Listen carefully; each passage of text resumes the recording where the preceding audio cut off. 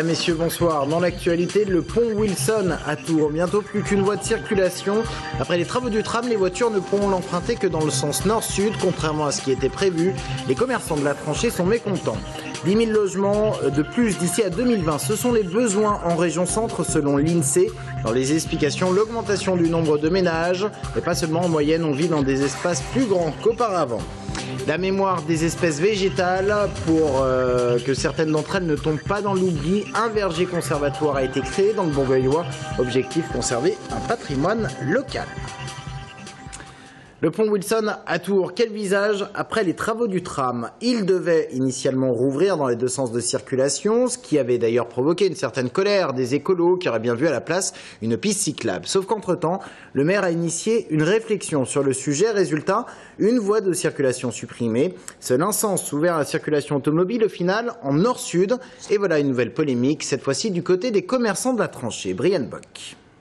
Les deux voies de circulation du pont Wilson sont d'ores et déjà prêtes à accueillir le goudron pour les voitures. Sauf que la mairie semble vouloir ne réouvrir définitivement qu'une seule voie aux véhicules. Comme sur ce schéma, seul le sens nord centre-ville serait ouvert à la circulation, avec à gauche du pont un passage de 4,20 m pour les vélos et les piétons. Nous avons constaté que pour ce qui concerne le pont Wilson, où à la fin 2010, au moment de sa fermeture, il y avait à peu près 20 000 véhicules jour qui l'empruntaient. Ces 20 000 véhicules ne se sont pas reportés sur le pont Napoléon et le pont Mirabeau, mais se sont globalement reportés sur la rocade du périphérique nord-ouest. Plus besoin d'un double sens de circulation sur le pont Wilson. Martine Rousseau, qui tient un bar sandwicherie sur le début de la tranchée, n'est visiblement pas vraiment du même avis que la mairie. On passe un temps fou chaque jour, chaque soir, aux heures de pointe, sur le pont Napoléon, sur le pont Mirabeau. C'est vraiment très difficile, nos clients sont pénalisés, ils en ont marre. Juste un peu plus haut sur la tranchée, Jean-Philippe Boucher, gérant d'un salon de coiffure, est surpris de l'absence de concertation. Depuis la fermeture du pont en janvier, ce commerçant a perdu 40% de son chiffre d'affaires. Attendant impatiemment la réouverture du pont aux voitures dans les deux sens, il est pour le moins surpris. Ah oui, ça sort du chapeau et on nous l'a annoncé dans le journal il y a 15 jours. Donc nous n'étions pas au courant. Et donc nous sommes un peu estomaqués quand on apprend ce genre de choses et qu'on a l'impression déjà que c'est ficelé, que ça va être réalisé, fait. Il y a d'autres solutions même encore si nous le souhaitons, en faisant passer les piétons sur un trottoir exclusivement et de l'autre côté du trottoir du pont Wilson, faire passer les vélos. Donc je crois que c'est surtout un manque de bonne volonté. Côté mairie, officiellement on en est encore au stade de la réflexion. Jean Germain devrait annoncer la décision définitive d'ici la fin de l'année ou début 2013. Trafic quelque peu perturbé ce matin sur le réseau SNCF. Environ 8 trains sur 10 ont circulé. Des agents de l'entreprise ferroviaire ont fait valoir leur droit de retrait après l'agression hier soir d'un contrôleur sur la ligne Orléans-Tours. L'agresseur a pris la fuite à Beaugency. C'était en début de soirée. Laurence Sémieux, la directrice régionale de SNCF, a rencontré ce matin les représentants du CHSCT. À Blois, Christelle Ferré ne dit pas non à une candidature à la mairie en 2014. La présidente de l'association Union pour Blois, qui compte 70 adhérents, doit faire face à 2 défections d'importance, notamment celle de l'UMP Michel Géant, conseiller municipal d'opposition. Christelle Ferré, UDI, veut mener une opposition constructive face au maire de Blois, mais certains critiquent son mode de gouvernance au sein de cette association. Écoutez Christelle Ferré. La façon de gérer a fait que des personnes ont essayé donc de faire clairement une OPA sur l'association.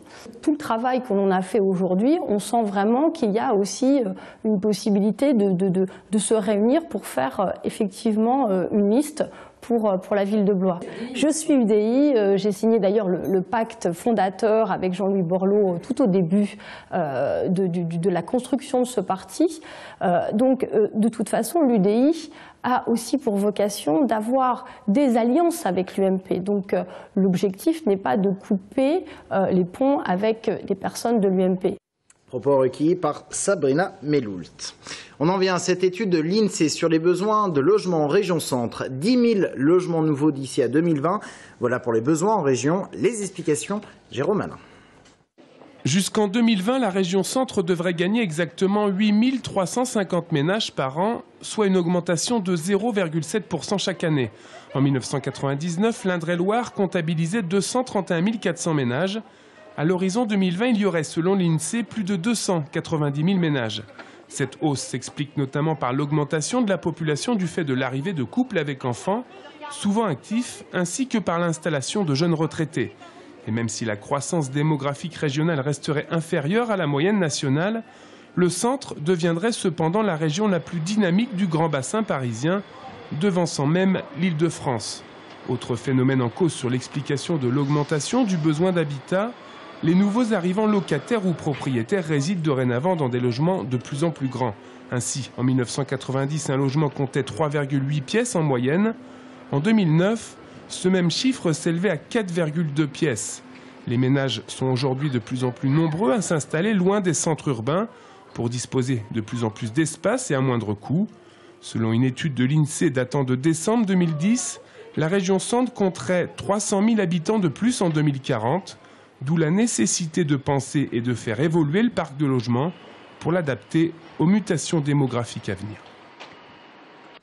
Les 20 ans du SMS maintenant. Le 3 décembre 1992, un dirigeant de l'entreprise Vodafone envoyait le premier SMS par téléphone. 20 ans plus tard, le succès ne se dément pas. En France, l'an passé, plus de 147 milliards de textos ont été envoyés. Le SMS est même devenu d'utilité publique. Exemple en Indre-et-Loire avec Maud Gatineau. En matière de SMS, il y a les adeptes définitivement convertis. C'est plus rapide que d'appeler, ça coûte moins cher aussi, c'est illimité. Ouais, c'est tout limité. Ouais, j'en envoie entre, 50 et 100 par jour maximum, on va dire. Mais il y a aussi ceux qui sont encore réticents. Je ne sais pas les faire, voilà, et que si j'ai envie de téléphoner, je téléphone aux gens, mais je n'envoie pas de SMS. Au-delà du simple message que l'on envoie à ses amis depuis l'année dernière, les textos sont particulièrement utiles aux commerçants en Touraine. Lancé par la CCI, le dispositif Alerte Commerce les prévient par SMS d'un vol ou d'une quelconque infraction près de chez eux. Autre initiative en Indre-et-Loire, le réseau de transport Fil Bleu utilise de son côté les SMS pour prévenir les usagers des perturbations sur leur ligne. La ville de Chambray-les-Tours également s'en sert pour transmettre tout un tas d'informations aux habitants. Depuis 2010, nous proposons des alertes SMS aux familles, aux parents, pour les informer de retard, éventuellement de transport scolaire annulé en raison des conditions climatiques, ou simplement d'une fermeture d'école pour une raison de grève. À Tours, l'agence web Tribu & Co a développé des systèmes d'alerte SMS pour une quinzaine de réseaux de transport un peu partout en France. Et en 5 ans d'utilisation, plus d'1 million de textos ont été envoyés aux usagers. À terme, on aurait pu penser que le SMS allait disparaître avec le coût que ça implique, avec les solutions Facebook, Twitter et applications mobiles. Mais on constate qu'aujourd'hui, le SMS a encore de belles heures devant lui. L'importance des SMS est liée aussi au fait que l'information est poussée jusqu'à l'usager et sonne dans sa poche. Rapide, pratique et peu coûteux, le SMS est devenu un outil de communication phare, prisé des institutions et des entreprises, parfois même un peu trop. Rappelons qu'en 2010, en Indre-et-Loire, une dizaine de salariés recrutés par un sous-traitant de RDF avaient été licenciés, et ce, quelques heures après avoir reçu un SMS de convocation de leur employeur. Loir-et-Cher 2020, la concertation continue dans le département. Hier soir, forum à Contre sur le thème « Chacun a sa chance ». Comment préparer et encourager la réinsertion. Sabrina Melout. Si le chômage dans le Loir-et-Cher est sensiblement moins élevé qu'ailleurs, il reste un fléau à combattre. La priorité, l'insertion, qui concerne au total 1600 salariés. Sur 13 500 demandeurs d'emploi en catégorie A, Jean-Pierre Ourdin a une recette pour réussir, créer la solidarité entre les différentes institutions. Ce à quoi je crois, c'est à ce que tous les acteurs, comme un conseil général, une chambre de commerce, une mairie, une agglo, une mairie comme celle de Contre, examinent les différents projets et les réalisent et aident à les réaliser. Le Loir-et-Cher, un département que les jeunes ont tendance à déserter depuis quelques années. Manque de dynamisme, d'attractivité, un niveau de formation souvent passable. 22% des 18-25 ans ne sont ni étudiants ni dans un circuit professionnel. Mais certains patrons n'hésitent pas à aller les chercher. Dans cette équipe, j'ai pris 3 RSA donc 2 informaticiens qui étaient RSA et une secrétaire comptable. J'ai aussi pris une personne qui n'a pas de diplôme, mais passionnée d'informatique, et qui est un enfant précoce. Un enfant précoce, donc ce sont des individus qui ont un QI extrêmement important. Donc juste pour la petite histoire, il arrive à faire le Rubik's Cube en 1 minute 35, ce qui n'est pas loin du record mondial. Donc c'est des personnes extrêmement douées, mais qui n'ont pas trouvé de place obligatoirement dans l'entreprise. Autre priorité, le handicap. À l'heure où Damien Abad, le premier député handicapé, a fait son entrée à l'Assemblée nationale, le Loir-et-Cher devra lui aussi les compter plus nombreux dans ses rangs professionnels. Avec Modash, l'objectif est de changer le regard et de participer à cette inclusion sociale des personnes handicapées. Insérer professionnellement une jeunesse en perte de vitesse, voilà l'objectif que devra remplir le Loir-et-Cher d'ici 2014. Le sport et le Tour Volleyball qui joue demain soir en Italie contre l'équipe de Trente. Il s'agit d'un match en Ligue des Champions, match très difficile pour le TVB. Une défaite ne signifie pas forcément arrêt de la compétition européenne. Et ce soir, on s'arrête justement sur les ambitions de ce club. La Ligue des Champions, quelles conséquences sur les finances du club? Eh bien, on voit cela avec Romain Delville. Trentino, c'est l'épouvantail de la poule. Autant dire que pour le match de demain, le TVB ne se fait guère d'illusions. C'est la dure loi de la Ligue des Champions. Belgrade est quasi condamné à la 4e place, Trento est promis à la 1re place, et pour gratter la 2e place aux Polonais de Kosle Kizierzyn, les volleyeurs tourangeaux sont condamnés à l'exploit. J'ai essayé de se qualifier, ce qui sera pas simple parce que la poule était très compliquée, et aujourd'hui on est à Trento et c'est encore plus compliqué, mais bon, on espère prendre un set qui peut donner des espoirs de qualification en recevant les Polonais dans une semaine. Car pour se maintenir en Ligue des Champions, le TVB doit absolument gagner la partie face à Kierzyn à Grenon et demain soigner son 7 average face à Trentino.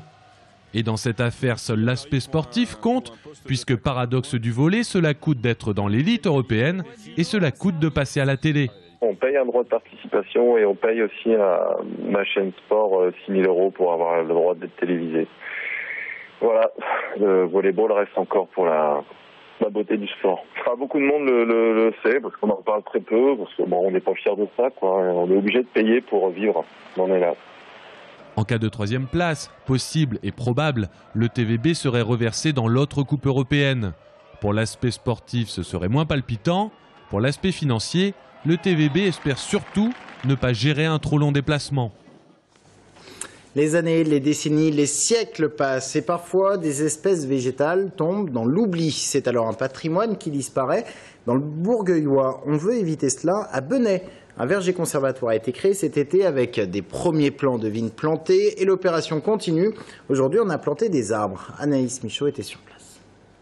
Le pépin de Bourgueil, la cerise de Planchourie ou encore la bicane. Le répertoire du conservatoire regorge de variétés anciennes, plus ou moins surprenantes aujourd'hui. Tout ce qui se faisait et tout ce qui a fait la notoriété à un moment de Bourgueil, à savoir aussi la réglisse. La réglisse, ça peu de gens le savent, mais la réglisse était cultivée en Europe, seulement à Bourgueil. En fait, on la trouvait partout ailleurs à l'état sauvage, mais sur le Bourgueillois, dans 3 ou 4 communes du Bourgueillois, elle était cultivée. Autre curiosité, parmi les spécialités locales, on trouvait également le pruneau, avant même qu'Agen n'en devienne la capitale. Ces espèces sont aujourd'hui regroupées sur un seul et même terrain communal qui accueillera bientôt camping-caristes et autres touristes. Ce terrain se trouve sur le passage du sentier d'interprétation qui part dans le vignoble, à travers le vignoble, en lisière de forêt, et qui nous parle de la double vie du coteau. Donc ce qui se passe en dessous, l'extraction de la pierre, et puis bien évidemment nos 200 hectares de vignoble au-dessus. Donc le conservatoire du coup s'inscrit au démarrage de ce sentier et on a pensé qu'il avait toute sa place et tout son sens ici. 77 de vignes, une trentaine d'arbres et quelques autres espèces végétales cultivées, plantées et chouchoutées en bio par une quarantaine de bénévoles pour que ce patrimoine végétal ne tombe pas dans l'oubli. L'objectif, c'est aussi d'inculquer en fait dès le plus jeune âge à nos enfants et les enfants qui ne sont pas originaires aussi du Bourgueillois, en fait cette culture du végétal et cette mémoire pour savoir que ça existe, à quoi ça ressemble, et qui s'y intéressent. L'école de Benay est évidemment associée au projet, un projet qui, on l'espère, pourrait bien essaimer dans le département. Restez avec nous dans un instant. Notre invité ce soir, il s'agit de Josette Blanchet, conseillère municipale communiste à la ville de Tours.